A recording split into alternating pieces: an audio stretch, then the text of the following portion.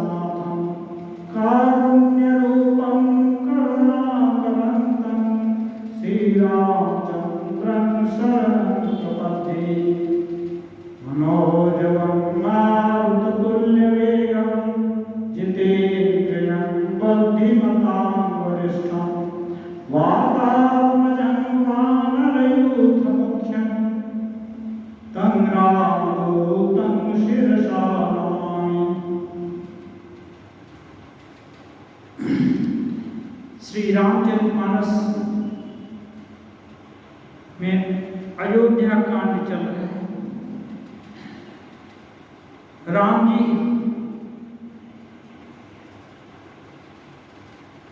राजा जनक की धनुष यज्ञशाला में धनुष भंग कर चुके सुनकर के परशुराम जी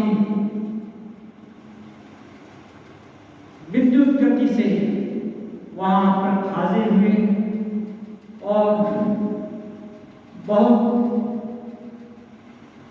तीखा नोक-झोंक लक्ष्मण जी और परशुराम जी में हुआ। फिर भगवान राम बहुत विनम्र किंतु दृढ़ स्वर में उसका उस पर विराम लगाए।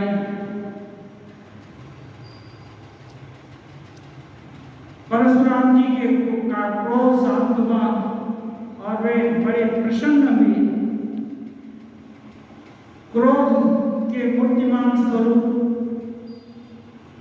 परशुराम जी जाने जाते थे, क्योंकि उनके पिताजी का दुष्ट राजा लोगों के ने बंद कर दिया था अकारण, इसलिए वो कुपित होकर 21 बार क्षत्रियों का संहार किया, क्षत्रिय राजाओं का संहार किया।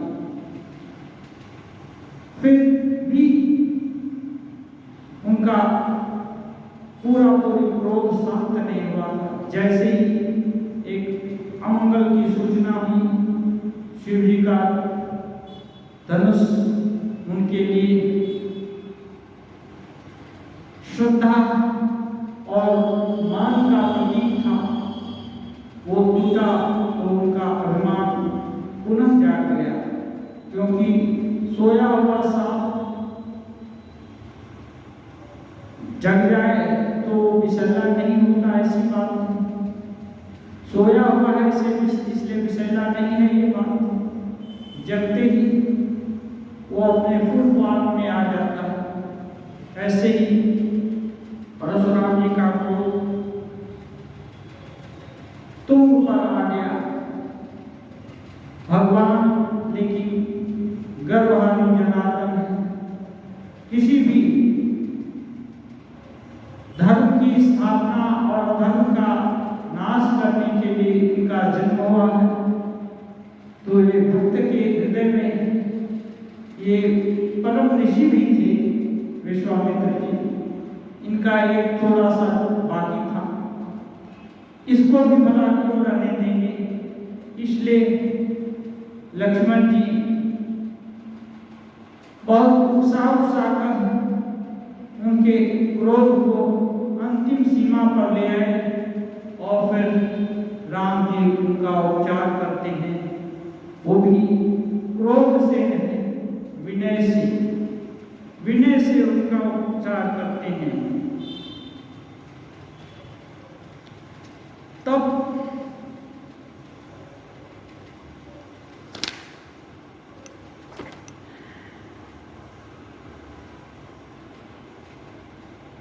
राम जी का प्रभाव जब सहज रूप से बोलते हैं, लेकिन गूढ़ वचन बोलते हैं,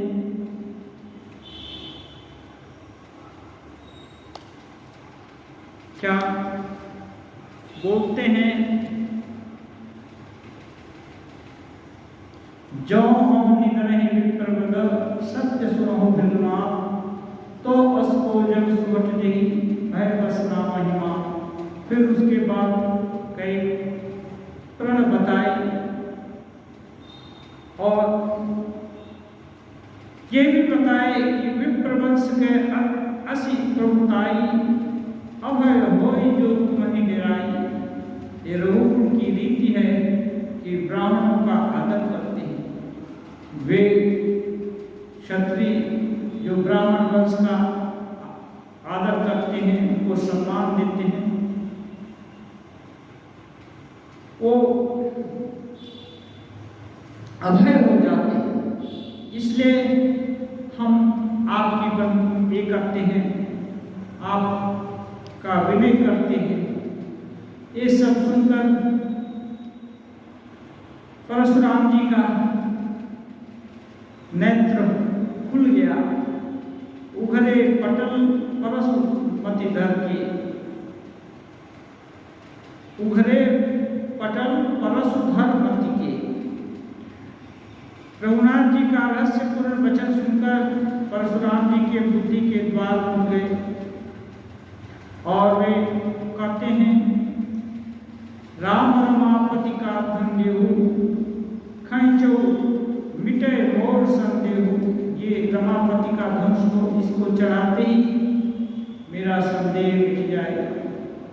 और देत चापा परिचल गयो परशुराम मन विस्मय भयो।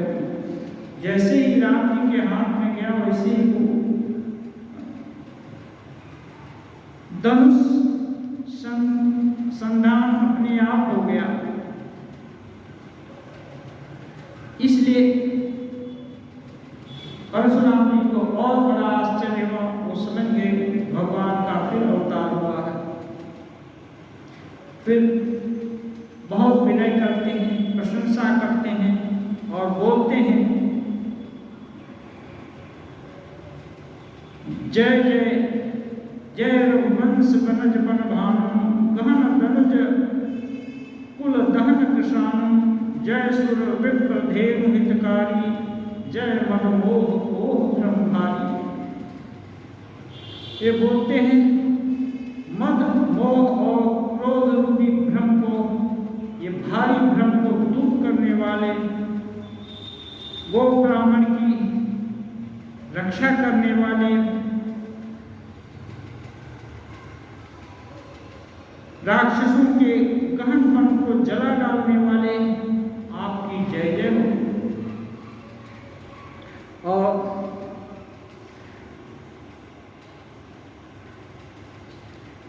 फिर दोनों भाइयों से क्षमा मांगते हैं। क्षमो क्षमा मंदिर दो भ्राता, आप दोनों भाई क्षमा की मूर्ति हैं, आप दोनों मुझे क्षमा करें। यह सब देख करके जो कुटिल राजा थे और डरने लगे, धीरे से भागने का रास्ता देखने लगे, और जो अच्छे राजा थे वे लोग प्रसन्न हो गए। बाकी सभी के जी में जी आ गया। देवन दिव्य दुंद भी प्रभु पर बरसहि फूल, हर्षे पूर्ण नारी सभा मिटी मोहमय सूर। देवताओं ने प्रसन्न होकर नगाड़े बजाए, वे प्रभु के ऊपर फूल बरसाने लगे और जनकपुरी के स्त्री पुरुष सब हर्षित हो गए। उनका मोहजनित अज्ञान भंग हो गया, मिट गया। अति गह गहे बाजने बाजे, सबहि मनोहर मंगल साजे। जूथ जूथ मिल सुमुखी सुनयनी, करहि गान कल कोकिल बैनी। अब परम उल्लास की घड़ी आ गई, जोर जोर से बजने बजे लगे, जगह जगह मंगल साज सजने लगे, और धूमधाम से राम जी की और सीता जी के विवाह की तैयारी खुशी सभी लोग मनाने लगे। झुंड झुंड स्त्रियां गाने लगी। सुख विदेह कर बरनि न जाई, जन्म दरिद्र मनम निधि पाई। विगत त्रास भय सिय सुखारी, जम विदोदय चकोर कुमारी। जनक जी के सुख का वर्णन नहीं, वे तो बहुत पश्चाताप कर रहे थे कि वीर विहीन मही को समझने लगे और उदास हो गए थे कि उन्होंने प्रण करके बड़ी भारी भूल कर दी। अब उनके प्रसन्नता की सीमा नहीं रही। मानो दरिद्री कोई बहुत बड़ा दरिद्र धन कुबेर का खजाना पा गया हो। तुलसीदास जी उपमा के सागर माने जाते हैं। तुरंत तुलना करके, जागतिक तुलना करके ऐसे सुख या दुख या भावों का उनकी उत्कर्ष विकर्ष को समझा देते हैं। जनक किन्ह कौशिक ही प्रणामा, प्रभु प्रसाद धन भंजौ रामा। मोहि कृत कृत्य किन्ह तुम भाई, अब जो उचित सो कहिए गोसाई। अब राजा जनक जी गुरु विश्वामित्र जी को प्रणाम किए और विनय दिखाते हुए कहे कि आपके प्रताप से ही राम जी ने धनुष तोड़ा। अब आगे के लिए जो आज्ञा हो आप आदेश कीजिए। कहूनि सुनु नरनाथ प्रवीणा, रहा विवाहु चापाधीना। मुनि बोले, नरेश, ये विवाह तो धनुष टूटने के ही अधीन था, सो तो हो चुका। टूटत ही धनु भयो विवाहो, सुर नर नाग विदित सब गाहो। टूटते ही ये विवाह तो हो गया, इसको देवता आदमी, नाग, किन्नर, गंधर्व सभी लोग इसको देख लिए। तदपि जायितुम करौ अबल जथा वंश व्यवहारो बोझि विप्र कुल वृद्ध गुर वेद विदिताचारो। फिर भी जाकर जो वेद विदित आचरण है उसके अनुसार वंश व्यवहार के हिसाब से वो गुरु और वृद्ध लोगों का आदेश लेकर यथा योग्य व्यवहार करो। दूता वधपुर पठवहु जाई, आनहि दशरथ ही बोलाई। और कहते हैं राजा दशरथ को बुला लाने के लिए उनके पास दूत भेजो। मुदित राव कहि भले ही कृपाला, पठे दूत बोलिते ही काला। तुरंत समय नष्ट नहीं हो इसके लिए राजा जनक दूतों को अयोध्यापुरी भेज दिए।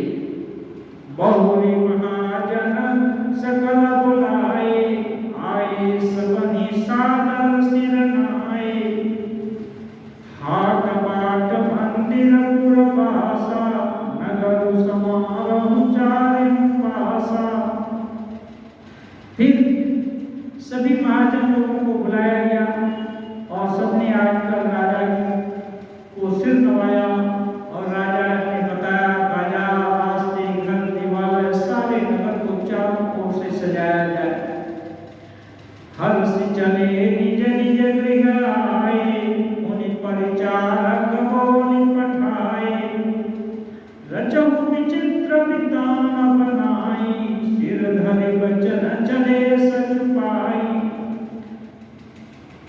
फिर राजा ने नौकरों को बुला भेजा और अच्छे अच्छे मंडप सजाने की तैयारी के लिए आदेश दिए। पठये बोली पुनीति हनाना, हे वितान विधि कुशल सुजाना।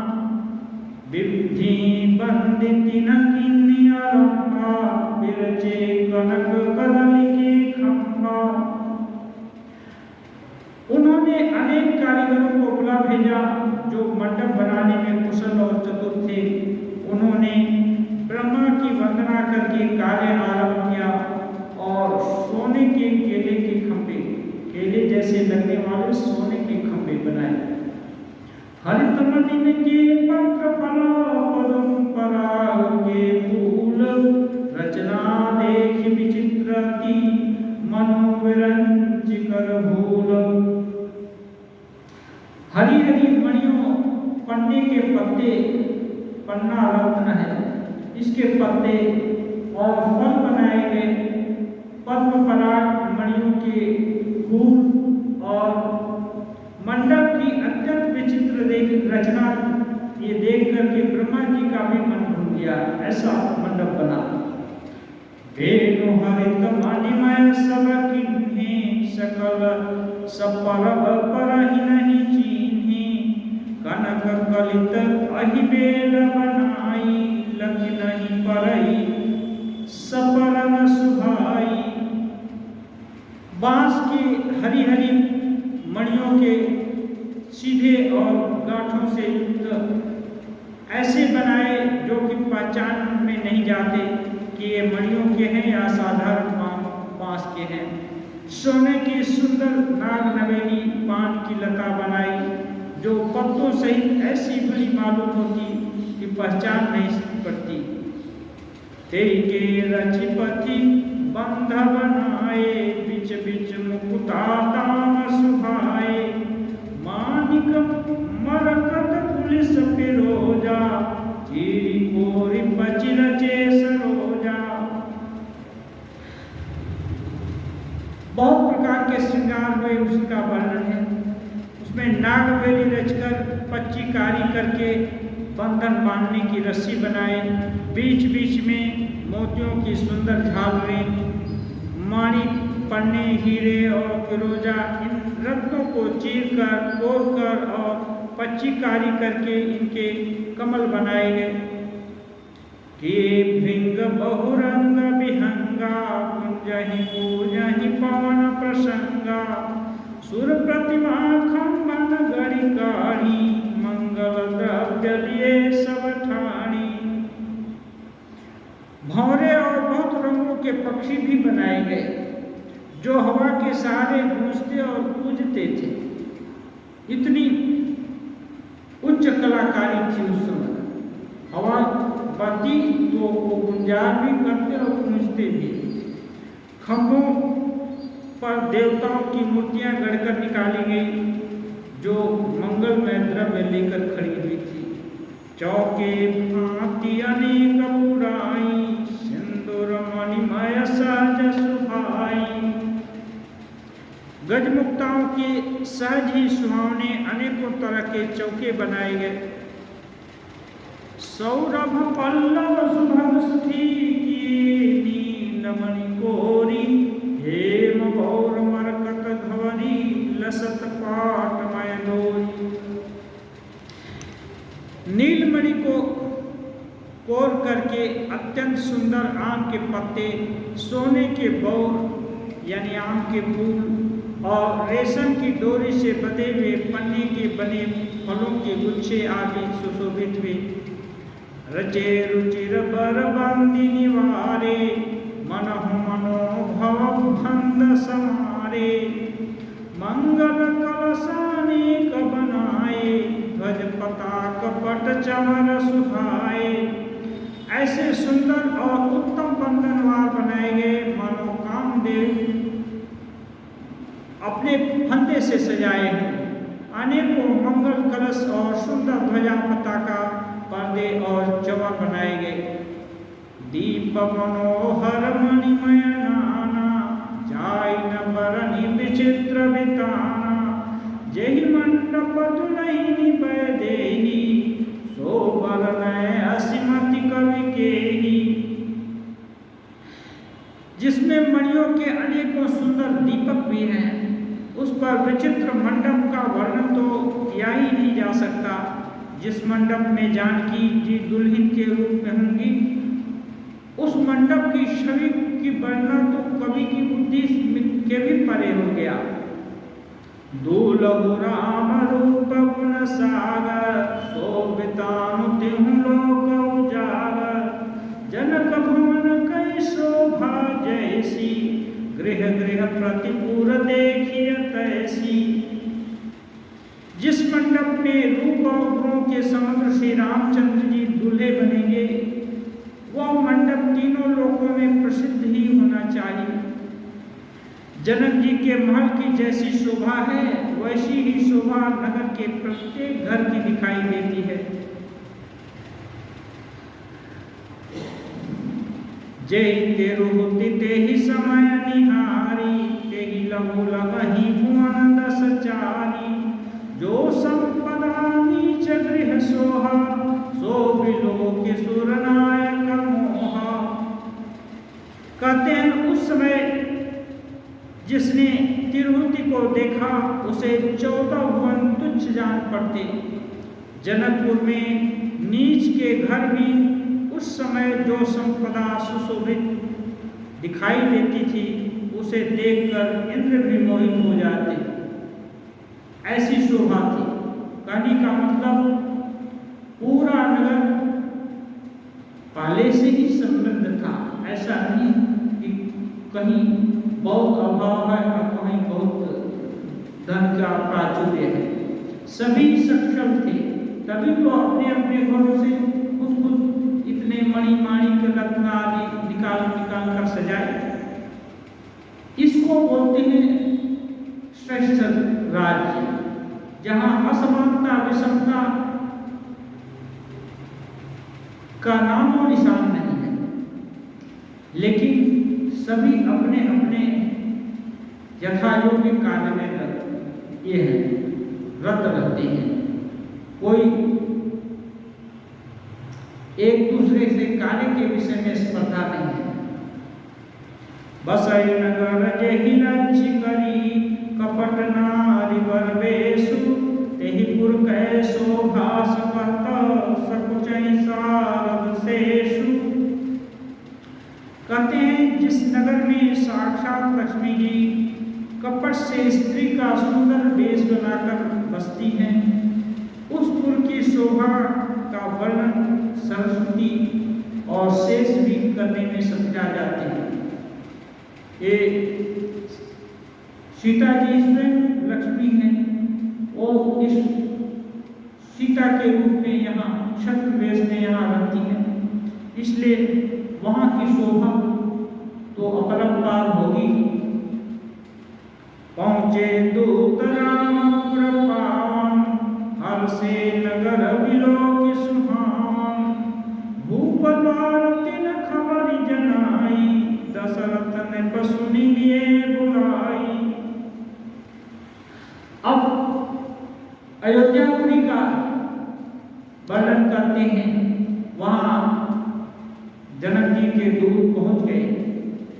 जनक जी के दूत श्री रामचंद्र जी की पवित्र पुरी अयोध्या जी में विराजमान हो गए, पहुँच गए। सुंदर नगर देखकर वे बहुत हर्षित हुए। द्वार पर जाकर उन्होंने खबर भेजी। खबर सुनकर राजा जी उनको बुला लिए। करि प्रणाम दिन पाती दिन्ही, मुदिप मही बाप उठिलिन्ही। बारी विलोचन बाचत पाती, पुलक गात आई भरी छाती। राम और लक्ष्मण जी बहुत दिनों से उनके आंखों से दूर हैं और वे राम जी दशरथ जी के प्राणों से प्रिय हैं। उनका समाचार सुनकर तुरंत खुद उठ करके आकर के पत्री को अपने लिए और खुद ही पढ़ने लगे और पढ़ते पढ़ते पुलकित हो रहे हैं। राम लखन और कर बर चिट्ठी, रह गए कहतन खाटी मीठी। पुनि धरि धीर पत्रिका बाची, हर्षी सभा बात सुनि साची। ये कल्पना कि राम और लक्ष्मण के यहाँ से ये पत्र आया है, सुनते ही राजा दशरथ विभोर हो गए। फिर भी धीरज धर करके पत्रिका को पढ़ने लगे और जब सभा ने सुना कि ये सच्ची खबर है तो पूरी सभा हर्षित हो गई। खेलत रहे तहाँ सुधि पाई, आए भरत सहित हित भाई। पूछत स्नेह सकुचाई, तात कहाँ ते पाती आई। तात कहाँ ते पाती आई। भरत अपने मित्रों के साथ खेल रहे थे। यह सुन करके दौड़ करके आए और संकोच से धीरे से पिताजी से पूछे, पिताजी पत्री कहाँ से आई है जिसके लिए इतना हर्ष हो रहा है। कुशल प्राण प्रिय बंधु लो, अहनि कहो केहि देश। सुनि स्नेह सानी वचन, बाजी बहुरी नरेश।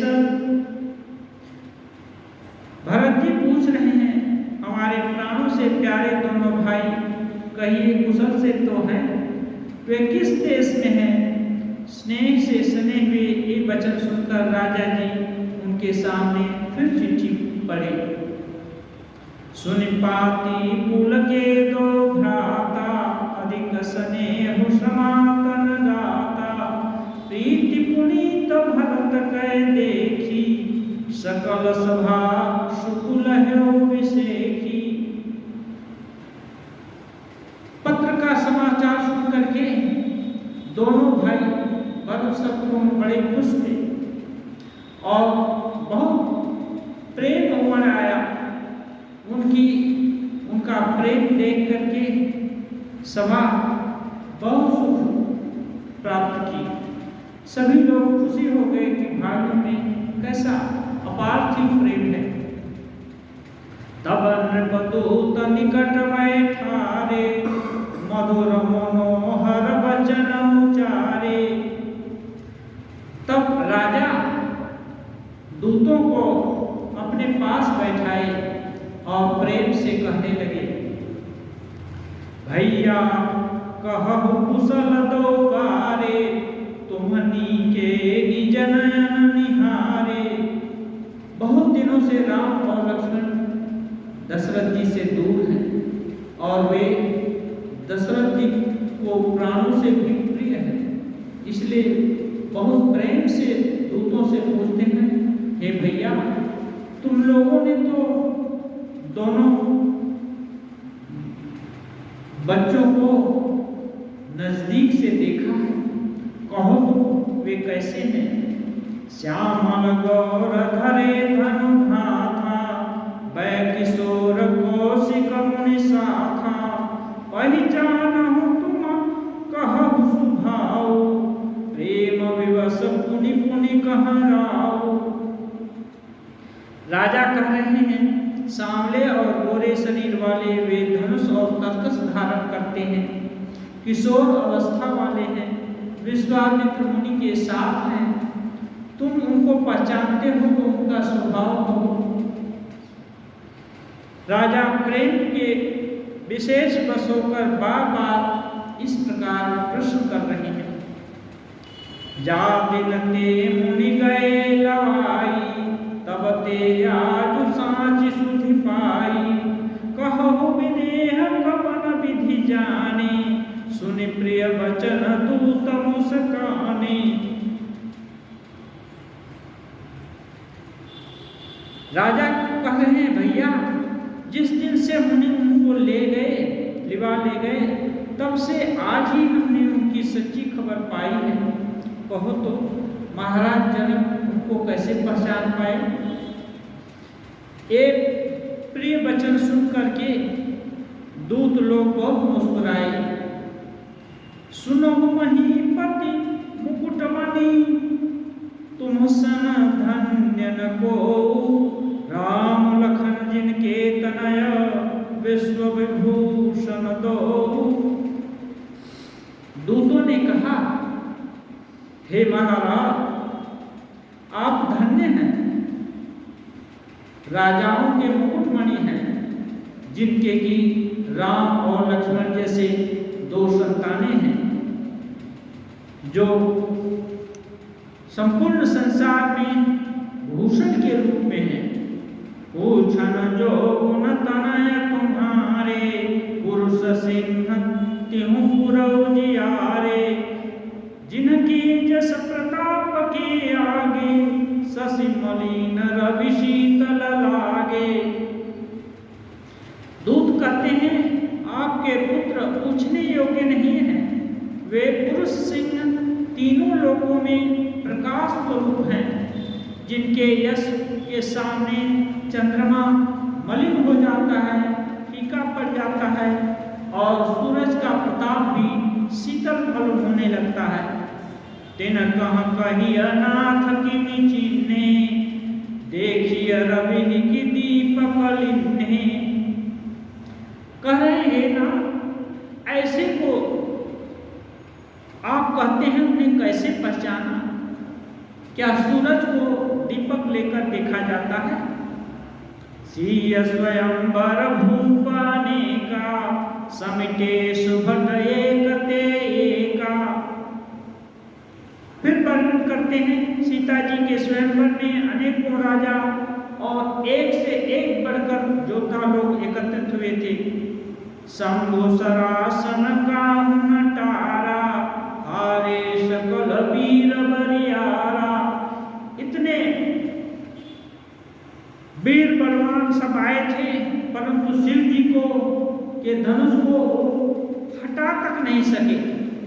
तीन लोक महजे भटवानी, सबके सकति शंभु धनु भानी।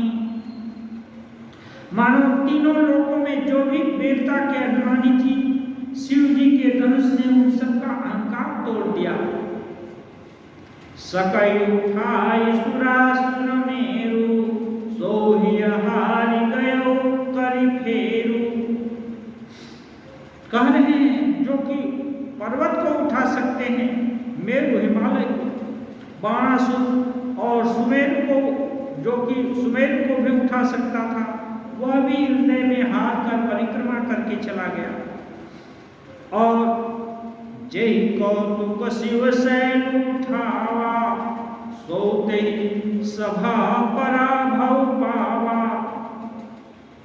कहते हैं जिसने खेल से ही कैलाश को उठा लिया, वह रावण भी उस सभा में पराजित होकर पलायन किया। तहाँ राम रघुवंश मुनि सुनिय महामहिपाल, भंजो चाप प्रयास बिनु जिमि गज पंकज नाल। कह रहे हे मुनिगण, हे महाराज सुनिए, जहाँ ऐसे ऐसे योद्धा वीर बलवान सब हार मान गए, वहाँ रघुवंश शिरोमणि श्री रामचंद्र जी बिना ही प्रयास के शिव जी के धनुष को कैसे तोड़ डाले, मानो जैसे वैसे हाथी कमल की डंडी को तोड़ डालता है बिना प्रयास के। सुनि सरोस भृगुनायक आए, बहुत भांति तिनाखि दिखाए, देखि राम बल निज धनु दिन्हा, हरि बहु विनय गमन बनु किन्हा। कहते हैं धनुष के टूटते ही क्रोध में भरे परशुराम जी आए। उन्होंने बहुत प्रकार से आंख दिखाई। अंत में उन्होंने भी श्री राम जी का बल देखकर उन्हें अपना धनुष दे दिया और बहुत प्रकार की विनती करके धीरे से वन को चले गए। राजन राम अतुल बल जैसे, तेज निधान लखन मुनि तैसे, कंपहि भूप विलोकत जाकी, जिमि गज हरि किशोर के ताकी। कह रहे हे राजन, जैसे श्री रामचंद्र जी अतुल बलशाली हैं, वैसे ही तेज के निधान लक्ष्मण जी हैं, जिनके देखने मात्र से राजा लोग ऐसे कांप उठते हैं जैसे हाथी सिंह के बच्चे के ताकने से कांप उठते हैं। देखी देव देखी तव बालक दो, अवनाखि तरावत को, दूत वचन रचना प्रिय लागी, प्रेम प्रताप वीर रस पागी। वे कहते हैं हे देव, आपके दोनों बालकों को देखने के बाद अब आंखों को कोई दूसरा सुहाता ही नहीं, आंखों के नीचे कोई आता ही नहीं। प्रेम प्रताप और वीर रस ने पगी हुई दूतों की वचन रचना सबको बहुत प्रिय लगी। सभा समेत राव अनुरागे, दूतन देन निछावरी लागे, कही अनीति तेनु दहि काना, धर्म विचारि सब ही सुख माना। सभा सहित राजा प्रेम में मग्न हो गए और दूतों को निछावर देने लगे। उन्हें निछावर देते देखकर यह नीति विरुद्ध है ऐसा कहकर दूत अपने हाथों से कान मुदने लगे। धर्म को विचार कर उनका धर्म बर्ताव देखकर सभी सुख माने। तदपि उठी भूप वशिष्ठ कहूं दिन निपत, तब उठी भूप वशिष्ठ कहूं दिन पत्रिका जाई, कथा सुनाई गुरहि सब सादर दूत बुलाई। तब राजा ने उठकर वशिष्ठ जी के पास जाकर उन्हें पत्रिका दी और आदरपूर्वक दूतों को बुलाकर सारी कथा गुरु जी को सुना दी। सुनि बोले गुरु अति सुख पाई, पुण्य पुरुष कहूँ मही सुख छाई, जिमि सरिता सागर मोह जाही, यद्यपि ताहि कामना नाही। ये सब समाचार सुनकर और अत्यंत सुख पाकर गुरुजी बोले, पुण्यात्मा पुरुष के लिए पृथ्वी सुखों से छाई हुई है, जैसे नदियाँ समुद्र में जाती हैं। यद्यपि समुद्र को कामना, नदी की कामना नहीं रहती, फिर भी नदियाँ समुद्र की ओर जाती हैं। तिमि सुख संपत्ति दिन ही बोलाए, धर्मशील पहिचाहि सुभाए। तुम गुरु विप्र धेनु सुर सेवी, तसि पुनीत कौशल्या देवी। कहते हैं गुरु वशिष्ठ, वैसे ही सुख संपत्ति बिना ही बुलाए स्वाभाविक ही धर्मात्मा पुरुष के पास चली जाती है। श्रद्धावान लभते ज्ञान।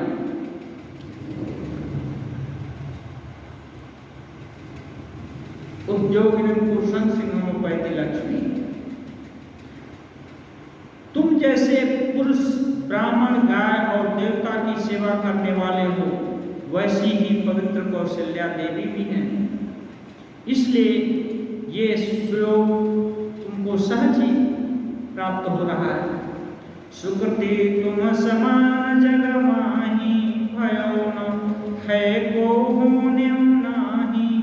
तुम ते अधिक पुण्य बड़का की, राजन राम सरिस सुत जाकी। करें तुम्हारे समान पुण्यात्मा जगत में न कोई हुआ है और न है और न होने का ही है। हे राजन, तुमसे अधिक पुण्यवान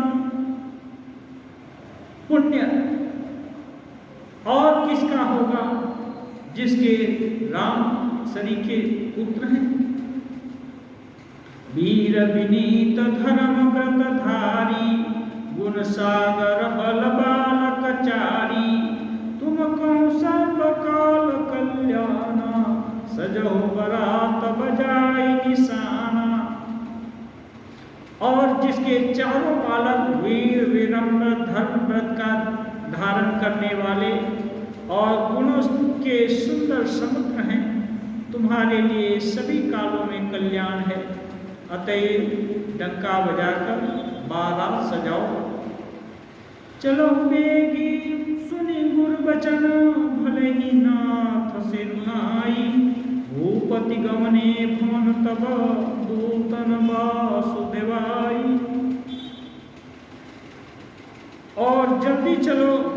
गुरु के ऐसे वचन सुनकर हे नाथ बहुत अच्छा कहकर सिर झुका करके दूतों को डेरा दिखाकर राजा महल में गए। राजा सबुर निवास बोलाई, जनक पत्रिका बाची सुनाई। सुनि संदेश सकल हरसानी, अपर कथा सब भूप बखानी। राजा ने सारे रनिवास को बुलाकर जनक जी की पत्रिका फिर सुनाई। समाचार सुनकर सभी रानियां हर्षित हो गई। राजा ने फिर दूसरी सभी बातों को रानियों को बताया। प्रेम फुल्लित राज ही रानी, मनों सखिनी सुनि बारिधि बानी। मुदित शीश देहि गुर नारी, अति आनंद मगन महतारी। प्रेम में प्रफुल्लित हुई रानियां ऐसे सुशोभित हो रही हैं, मानो मोरनी बादलों की गरज सुनकर प्रफुल्लित हो रही हैं। बड़ी बूढ़ी स्त्रियां प्रसन्न होकर आशीर्वाद दे रही हैं। माताएं अत्यंत आनंद में मग्न हैं। ले ही परस्पर अति प्रिय पाती, हृदय लगाई जुड़ा माही छाती। राम लखन कै कीरति करनी, बार ही बार भूप बर बरनी। उस अत्यंत प्रिय पत्रिका को आपस में लेकर सब लोग हृदय से लगाकर अपनी छाती ठंडा करती हैं। राजाओं में श्रेष्ठ दशरथ जी श्री राम लक्ष्मण की कीर्ति और करनी को बारंबार सबके सामने वर्णन करते हैं।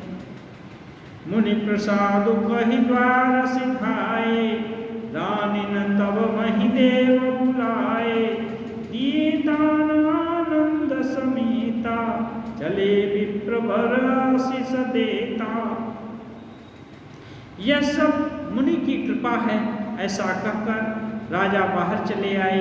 तब रानियों ने ब्राह्मण देवताओं को बुलाया और आनंद के साथ उनको दान दिया।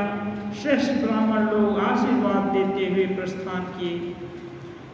जाचक लिए हकारी दिन निछावर कोटि विधि, चिरुजीव सुतचारी चक्रवर्ती दशरथ के। फिर भिक्षुओं को बुलाकर करोड़ों प्रकार की निछावरें उनको दी गई। चक्रवर्ती महाराज दशरथ के चारों पुत्र चिरंजीवी हों, ऐसा आशीर्वाद देते हुए सभी प्रस्थान किए। कहत चले पहिरे पटनाना, हर सिंहने गह गहे निशाना। समाचार सब लोग न पाए, लागे घर घर हों न बधाए। यो कहते हुए वे सभी भिक्षु सुंदर सुंदर वस्त्र पहनकर आनंदित होकर नगाड़े बजाते अपने घर की तरफ प्रस्थान किए। सभी लोगों ने समाचार पाकर के अपने घर में बधाई बजाई। भुवन चारि दस भरा उछाओ, जनक सुता रघुबीर विबाहु। 14 लोकों में आनंद भर गया, इसलिए कि राम और सीता का विवाह हो गया। मनुष्य लोक में तो यह है कि राम जी नगर निवासियों के प्यारे हैं और उनको श्रेष्ठ राजकुमारी मिली, और देवलोक में इसलिए है कि राम सीता के कारण असुरों का नाश होगा और उनको ये जो यंत्रणा से मुक्ति मिलेगी। इसलिए देव और अन्य लोगों वासी भी बहुत प्रसन्न हैं।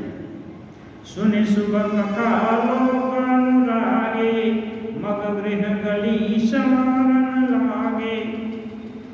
जो ही इस आनंदमय खबर को सुनता है, गली रास्ते घर सबको सजाने लगता है। यद्यपि अवधि सदैव सुहानी, रामपुरी मंगलमय पावनी। तदपि प्रीति कै प्रीति सुहाई, मंगल रचना रची बनाई। कहते हैं यद्यपि अयोध्यापुरी सदा ही सुहावनी है, क्योंकि यह राम जी की मंगलमयी पवित्र पुरी है। तथापि प्रीति पर प्रीति होने से सुंदर और मंगल रचना से इसको सजाया गया। ध्वज पताक पटप चामर चारो, छावा परम विचित्र बजारो। कनक कलश तोरण मणि जाला, हरद दूब दधि अक्षत माला। ध्वजा पताका पर्दे सुंदर चौरों से सारा बाजार बहुत ही अनूठा रूप ढंग से सजाया गया। सोने के कलश, तोरण, मणियों की झालरें, हल्दी, दूध, दही, अक्षत और मालाओं आदि से मंगलमय निज निज भवन, लोगन रचे बनाई। वीथि सींच चतुर समा, चौके चारु पुराई। जैसे महाउत्सव होता है, ऐसे लोगों ने अपने अपने घरों को सजाकर मंगलमय बना दिया। गलियों को चतुर्सम से सींचा और द्वारों पर सुंदर चौके बनाए। चंदन, केसर, कस्तूरी, कपूर से बने हुए सुगंधित द्रव को चतुर्रस कहते हैं, इनका छिड़काव किया गया। जहाँ तहाँ जूथ जूथ में भामिनी, सजी नव सप्त सकल द्रुति दामिनी। विधुबदनी मृग सावक लोचनी, निज स्वरूप रतिमान, निज स्वरूप रतिमान विमोचनी। बिजली सी की कांति वाली चंद्रमुखी, हरिण के बच्चे से नेत्र वाली और अपने सुंदर रूप से कामदेव की स्त्री को भी अभिमान को छुड़ाने वाली सुहागिनी स्त्रियां अपनी सभी 16 श्रृंगार करके सज कर जहाँ तहाँ झुंड मिलाकर झुंड बनाकर गावहि मंगल मंजुल बानी सुनि कलरव कलकंठी जानी भूप भान किन जाई बखाना विश्व विमोहन रचो विताना। कहते हैं मनोहर वाणी से ये सब स्त्रियां सज करके मंगल गा रही हैं, जिनके स्वर को सुनकर कोयलें भी लजा जाती हैं। इतना सुंदर स्वर है। राजा के महल का वर्णन कैसे किया जाए, जहाँ विश्व को मोहित कर देने वाला मंडप भी बनाया गया है। मंगल द्रव्य मनोहर नाना राजत बाजत विपुल निशाना कतहु बिरधि बंदी उच्चरहि कतहु वेद धुनि भूसुर करहि। अनेकों प्रकार के मनोहर मांगलिक पदार्थ शोभित हो रहे हैं और बहुत से नगाड़े बज रहे हैं। कहीं भाट वृंदावली कुल की कीर्ति का उच्चारण कर रहे हैं और कहीं ब्राह्मण देवता लोग वेद ध्वनि कर रहे हैं। गावहि सुंदरी मंगल गीता लय लय नाम राम और सीता बहुत छाहु भवन अति थोरा मानो मंगी चला चहु ओरा। सुंदर स्त्रियां राम जी और सीता जी का नाम ले लेकर मंगल गीत गा रही हैं। उत्साह और बहुत तरह से उत्साह और मंगल इतना बड़ा है कि महल बहुत छोटा पड़ गया। इससे मानो वह उत्साह चारों ओर और उमड़ पड़ा। शोभा दशरथ भवन कई को कवि बरन पार जहाँ सकल सुर शीश मणि राम लिन्नावतार। दशरथ के महल की शोभा का वर्णन कौन कवि कर सकता है, जहाँ समस्त देवताओं के शिरोमणि भगवान श्री रामचंद्र ने अवतार लिया है। भूप भरत पुनि लिए बोलाई है गैर चंदन साजहु जाई चलहु बेगी रघुबीर बराता सुनत पुलक पूरे दो भ्राता। फिर राजा भरत को बुलाए और कहा, जाकर घोड़े हाथी रथ को सजवाओ, जल्दी से रामचंद्र जी की बारात में चलना है। यह सुनते ही दोनों भाई भरत और शत्रुघ्न जी आनंद में पुलकित हो गए। भरत सकल साहनी बुलाए आय सुदिन्हि मुदित उठाए रुचि रुचि रचि रुचि जीन तुरगति न साजे बरन बरन बरबाजी विराजे। भरत जी ने सब साहनी यानी घुड़साल के अध्यक्षों को बुलाया और उन्हें घोड़ों को सजाने की आज्ञा दी। वे प्रसन्न उठकर दौड़े। उन्होंने रच रच करके रुचि के अनुसार घोड़ों को सजाया। रंग रंग के उत्तम घोड़े अनेक सुशोभित होने लगे। सुभग सकल सुठी चंचल करनी ऐव जरत धरत पग धरनी नाना जाति न जाहि बखानी निदरि पवन जन चाहत उड़ानी। सब घोड़े बड़े ही सुंदर चंचल करने वाले हैं, चंचल चाल से चलने वाले हैं। वे धरती पर ऐसे पैर रखते हैं जैसे जलते हुए लोहे पर रखते हों। अनेकों जाति के घोड़े हैं जिनका वर्णन कौन कर सकता है, मानो हवा का भी निरादर करके उड़ना जानते हो। दिन सब छयल भय सवारा भरत सरिस बैराज कुमारा सब सुंदर सब भूषण धारी कर सर चाप तून कटिधारी। ये सब सजे सजाए घोड़ों पर भरत जी के समान अवस्था वाले सब छैल छबीले राजकुमार सवार हुए। वे सभी सुंदर सुंदर आभूषण धारण किए हुए हैं।